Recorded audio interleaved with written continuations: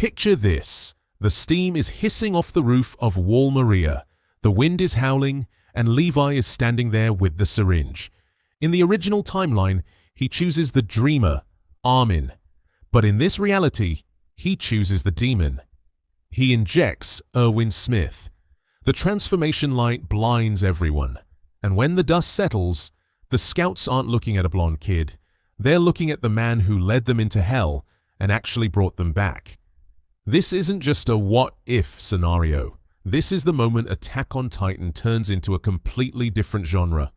If Erwin becomes the Colossal Titan, the entire pacing of the final seasons gets thrown out the window.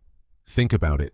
Armin spent a huge chunk of Season 4 being paralyzed by guilt, staring at Annie's crystal and wishing there was another way. Erwin doesn't do wishing.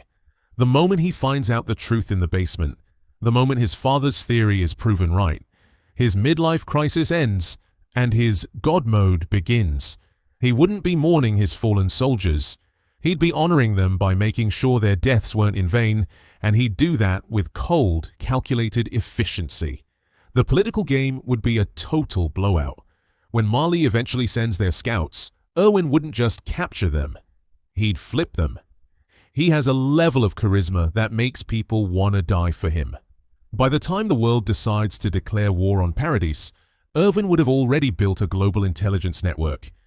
Imagine the raid on Liberio, but instead of Eren going rogue and Armin following reluctantly, it's a synchronized strike led by a man who treats war like a game of chess. Erwin stepping out of that steam as a 60-meter god of destruction would send a message to the world that talking is no longer an option unless Paradis is the one holding the mic. But the most fascinating, and honestly, the scariest part of this timeline is the dynamic between Erwin and Eren. In the show we got, Eren was the alpha. He manipulated everyone because nobody had the sheer willpower to stand up to him. But Eren respected Erwin. He feared him, in a way. If Erwin is alive, the Yeagerist movement probably never even happens. Why would Floch follow a kid like Eren when the legendary commander is right there, literally wielding the power of a nuke? Erwin would have seen through Eren's plan in a heartbeat. He wouldn't have let Eren go to Marley alone. He would have kept Eren on a leash so tight, it would have changed the entire ending of the series. The tragedy here is that the world might actually be scarier with Erwin alive. Levi saved him because he thought the world needed a hero, but what he brought back was a tactical genius with zero quit in him. You'd see a version of Paradis that is incredibly powerful, but arguably loses its soul much faster. Every decision would be about the greater good.